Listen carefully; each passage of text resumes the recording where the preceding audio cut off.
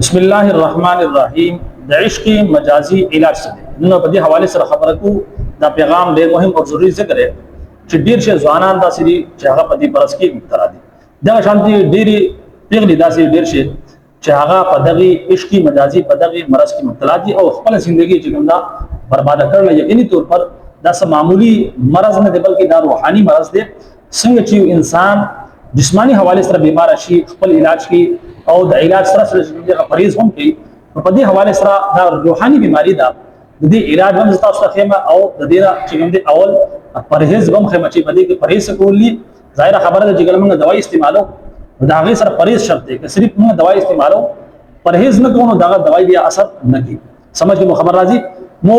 ظاهر خبره ده چې دا یو روحاني بیماری ده او د دې روحاني بیماری نه چې کوم شفا ده هغه موږ څنګه حاصل کو په دې باندې خبره کو او په دې حواله سره ملګری ته پوښتنه کړل سوال کړل دیو چې د یو جنې په عشق کې مبتلا یم او دیو چې ژوندۍ می برباد شي یعنی 24 غنټې دغه سوچ او فکر زما په ذهن کې یعنی که په مانځه کې ولاړم بیا دغه سوچ او فکر دې کچري سمل ما دغه سوچ او فکر دې کار کوم یعنی سره نه هم کېږي 24 غنټې په دغه سوچ کې مبتلا یم دیو چې دغه سوچ په وجه باندې زه ډېر پریشان یم بیماری کې مبتلا یم بے چینی کې بے سکونی کی مبتلا ہے یاد ساتھ عشق مجازی یہ عشق حقیقی عشق مجازی یعنی غیر اللہ سر عشق ہو چاہے اگا جنہیں سرا یا پاس کسان دا علاقہ سر عشق مبتلا شی تو دا غیر اللہ سر عشق ہو اور عشق حقیقی حق عشق تو لیتی گی چکم دا اللہ دا اللہ دا رسول سرا عشق سمجھ کے مخبرہ جی عشق مجازی دا انسان بربادی طرف تبھی انسان ظاهر خبر ده روحاني بیماری ده او انسان څنګه بربادي ده طبيعت تاسو اکثر کتلوي د دې فوټپاتو دلاندې یا د شاته کورولونو باندې په یو ځای کې بل ځای د چرسيان د موالین چې پراته وي د دوه کچري حقیقت ولټای دا هم دغه عشق کی مجازي نتیجه وي چې دغه حالت وي چې کله په عشق کې مجازي کې ناکام شي نو بیا څوک باس په خودکشاني وي کې باس چې د چرسو طرف تلل شي نشو طرف تلل شي او دغه شان خپل ژوندۍ برباد کړي د مجنون او د لیلا واقعه خو تاسو اوریدي مشهور واقعه ده لیلا او مجنون دو په عشق مبتلا و دا سینه چې صرف لیلا او مجنون په عشق بلکې لیلا هم لیلا مجنون دواړه په عشق مبتلا و د لوکوال نه بدو یو سکول دغه بدو سبق وي د لوکوال نه د دوی بسرا مینه محبت پیدا شو او تر دې حد پورې چې کله استاد باغه مجنون په لخت باندې واه نو درد چې ګندل لیلا ته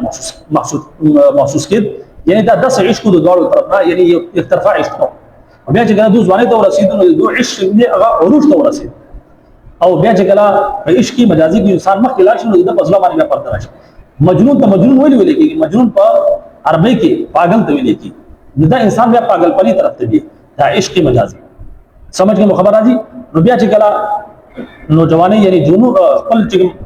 ځواني د هغه ته دوړ ورسېدل نو د دوی عشق هم دی بالخصوص د مجنون چې کوم عشق هغه خپل حد ته ورسېد یعنی حدود کراس یعنی هدا پرې دې پاگل پني طرف ته دا مجنون چې کوم دې معمولی سره نه بلکې د غټ سردار زوی د پلار غټ سردار بهرحال دغه مجنون مور پلار لاړو د لیلا مور پلار پسې چې دا لور څنګه وسیله راغی مجنون لا نو د لیلا مور پلار انکار وکړي چې دې مجنون په وجه باندې څنګه لور چې کوم دې بدنام شي انکار وکړي او چې کله دا خبره مجنون ته پته لګی دا مجنون نور چې کوم دې مزید بګړاو مزید پاگل پرې طرف ته بیا ته چاوي چې دا مجنون بوزي بیت الله شریف ته اول دکی غلاف کعبه ونسی یعنی د کعبه چې کوم پرده د هغه ونسی د دې مونږ چې تم ونی ساو د الله نه وغواړه د دې مو غواړي تم وغواړه چې الله رب العزت دی مجنون چې کوم دې محبت د عشق مجازینا د لیلا د محبت چې کوم دې د ځان او بس بهرحال د مجنون پلا راولګي مجنون دی موزات سره بیت الله شریف ته طواف او وی چې تداویا چې الله د لیلا محبت زما ځان او واسه نو په دغه ټیم کې د سوي چې الله د لیلا محبت زما په ځل کې نور جګم دي زیات ظاهر خبره ده د جنون حد ته یعنی پاگل پني طرف ته نو په بیت الله شریف کې هم د دعا په ځای باندې داسې نو چې الله زما یا الله خپل محبت زما په ځل کې پیدا کې او د لیلا محبت زما ځان او واسه نو په دغه ځای باندې یا الله زما په ځل کې د لیلا محبت نور زیات بهرحال دې چې واپس راته واپس کی د به یوځي کې خودکشي کوله یعنی ځان ارتاو دی وړ غر انت کې خلق راونی سو او چې کله راغله نو بیا د لیلا د مجنون مور خپل لاړو بیا چې د لیلا رشتہ وغوښته لیکن هغه بیا انکار وکړ او بیا لیلا چې د بل کسرې د هغه نکاح کو واده کو چې کړه دا لیلا د واده پته مجنون ته ولګیدل مجنون ظاهر خبر هغه مخ کې هم خپل حدود کراس کړو یعنی پاگل پنی طرف ته تلو مجنون شو بیا په دغه حالت کې چې کله پته ولګیدل نو ته جنگل طرف لاړ یو جنگل طرف لاړ او لاړ وښو خلق مور پلار او دغه شان نور خلق کو چې وای مجنون شو یو سورہ دی پس چې ګنده هغه کو هغه یو خوشي بیان کې چې ګنده مړ پروتو په دغه حالت کې خپل ساور کړو نو بهرحال انسان دا بیا دغه حالت کې انسان بیا بالکل پاگل او مجنون کی بیا په دغه وجه باندې دغه انسان چې کوم عشق مجازي کې مبتلا وي سوشي د بیا په دنیا کې برباد شي نو بهرحال دا یو روحاني بیماری ده په دغه حواله سره اول خدا غدا کې شری تاسو په دغه عشق مبتلا شئ اول خو به تر دغه چې په حلال طریقې سره تاسو لاړ رشتہ واره او کچري رشتہ نه درکې نو په دغه حواله سره ځان نه په مجنون نه جوړوي ځان نه په پاگل نه جوړوي بلکې الله رب العزت چې کوم فیصله وي هغه باندې منګلا راضي کېده پکار منګلا د تقدیر سره جګړه نه کول پکار ځکه چې الله رب العزت زموږ ساتو چې کوم رب دې موږ تاسو پیدا کړیو هغه زموږ ساتو لپاره بهترینه فیصله کوي کې دې شي په دغه وعده کې د دغه جنې اسراء تاسو په ژوندۍ کې ډېر غټ مصیبت پیدا کېدې شو په دغه وجه باندې الله رب العزت حکمت دغه وي چې د تاسو لپاره خنه ده په دغه وجه باندې الله رب العزت هغه فیصله ونکړي او تاسو په ژوندۍ کې دغه چې کوم ځای تاسو غواړئ ځکه الله رب العزت په قرآن مجید کې څه فرمایي الله رب العزت په قرآن مجید کې فرمایي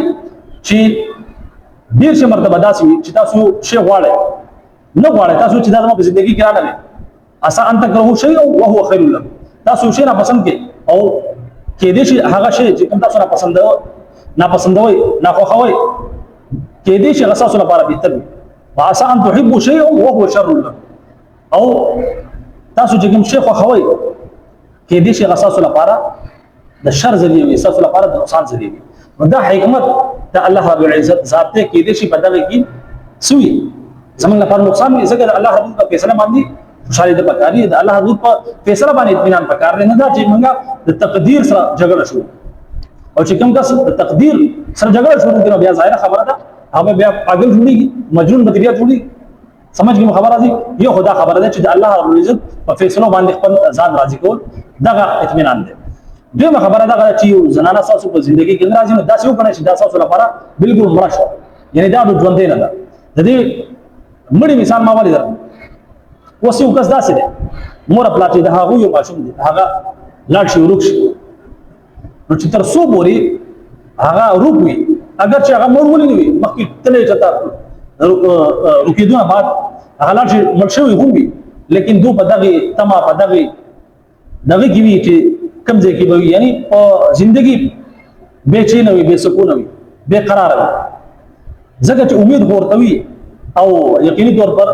په دغه وجه باندې هغه سوي بے قرار بے چین دغه ماشوم کې شریک ظاهر خبره تر مرګ پورې بیا دغه بے چینی بے قراری وي دغه شانتي کې شریک دغه ماشوم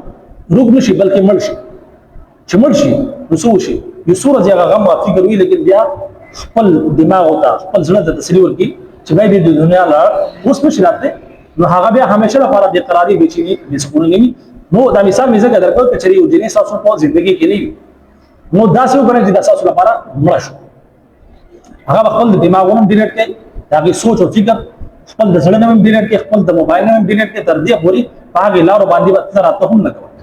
داسې وګڼئ چې دا بالکل تاسو لپاره مړ ده سمجھ کوم خبره دي خپل په ژوندۍ باندې فوکس وکړئ خپل مستقبل باندې فوکس وکړئ دا الله رب العزت تاسو ځواني درکړه او ډېر غټه ژوندۍ ده او الله رب العزت چې کوم فیصله دي په هغه باندې موږ تاسو نه راضي کېده پکار دي کې دې شي بدغه کې زموږ تاسو لپاره څه وي نقصان دي کې دې شي بدغه کې زموږ لپاره نقصان دي داسې ګڼئ سمجھ کې خبره دي نو د دین علاوه یا ظاهر خبر ده یو روحاني بیماری ده او چې کله د یو غیر الله محبت ضرورت راشي عشق مجازي کې مبتلا شي پکار دغه ده په دې ځکه کې د الله د رسول محبت دغه په ذریعہ باندې انسان ته اطمینان محسوس کیږي الا بذکر الله تطمئن القلوب बेशक د الله رب العزت په ذکر کې د الله رب العزت په بڑائی کې د الله رب په اطاعت کې د الله په فرمانبرداري کې اطمینان دی زړه اطمینان چې په دې زړه کې د الله رب محبت وي او داسې انسان د سکون ژوندۍ دی کچري موږ غیر الله دې زړه ته دم نه یعنی عشق مجازي کې سوي یو جنې لا یدا شانتي کجنی وی ولګ بدی سره کې زی ورته هغه بیا سو کې غیر الله سره کوس کی چې غیر الله سره کوس کی د بیا روحاني بیماری کې مبتلا شي او دغه ته عشق مجازي ویل کېږي په بهر حال پکار بسوي دغه لپاره موږ څه کوو چې زموږ زړه د الله او د الله رسول محبت چګم دي کوشش اوله خبره خو ما تاسو دا وګورئ چې هغه خپل ځین نه څو پاسه دویمه خبره دا چې د الله رب العزت محبت د مسله کې پیدا کوي د الله رب العزت په فیصلو باندې راضي کېدو دویم الله رب العزت کوم فرایض دي هغه پورا کول مونږ روزي زکات حج وغیرہ ته څومره فرایض دي هغه پورا کول د الله رب العزت اطاعت کول د الله رب العزت بڑای په جبه باندې بیانول او د الله رب العزت په دې کائنات کې غور فکر کول خپل پیدائش نوالی تر دې پورې چې څومره الله رب العزت نعمتونه موږ تاسو ته راکړي د دې موږ نه پوهچتلو یایو نو په دغه باندې غور فکر کول د دې سره چې د الله رب بڑای به موږ اساسو زړه راځي د الله رب العزت محبت زموږ تاسو زړه راځي او د دین علاوه په کثرت استغفار بشمار فضایل د دې مزري باندې انسان ګناهونه معاف کیږي د الله رب رحمت هم راولېږي او سره سره چې په حدیث شریف کې راځي چې څومره تنګیان دا موږ تنګي د انسان چې انسان په عشق مجازي کې مبتلا شي نو الله رب دې د هغه تنګي نه چې د الله رې دې کولاوي لاري ته اساني دویمه فائدہ د استغفار نه ده چې الله رب العزت د هر مصیبت د نجات ورکړي دا هم یو مصیبت او درېمه فائدہ دا ده چې د داسې ځینې الله رب دې رزق ورکړي چې دا غزنه مدد او وهم ګمان وي یو خدای کار کوي چې فرض موجوده دغه چې څومره فرایض دي د الله رب العزت طرفنا هغه پورا کول دویم کار کثرت استغفار کول چلتے پھرتے اٹھتے بیٹھتے استغفر الله ربي من كل ذنب واتوب یا استغفر الله په کثرت او د دین علاوه بل چې کوم کار لا اله الا انت سبحانك اني كنت من الظالمين لا اله الا انت سبحانك اني كنت من الظالمين د دې کثرت سره چې کوم تاسو د دې چې کوم دا آیت کریمه ده د دې کثرت نو ان شاء الله تعالی کچری تاسو دغه احتیاطي تدابیر یعنی دا پرېز چې ما تاسو کو او سره سره چې دا علاج دا وظیفه ما تاسو کو په دې باندې تاسو ان شاء الله تعالی عمل وکړي صرف 40 ورځې په باندې سره عمل وکړي ان شاء الله تعالی د الله د فضل او کرم سره دغه عشق مجازي دغه یو روحاني بیماری دغه نه تاسو ته الله رب العزت شفا نصیب کی او الله رب العزت په تاسو ته چین سکون د زړه اطمینان نصیب کی بهرحال دا پیغام سره مخ هم شیر کې ځکه چې ډیر خلک داسې چې په دغه عذاب کې مبتلا دي الله رب العزت دې موږ تاسو ټول د هر قسم لا آفات او بلیاتونه او د هر قسم لا روحاني جسماني بیماریانو زموږ ټول حفاظت وکړي او الله رب العزت خپل مینا محبت خپل رسول مینا محبت اطاعت دي نصیب کی اجازت راکړئ السلام علیکم ورحمت الله وبرکاته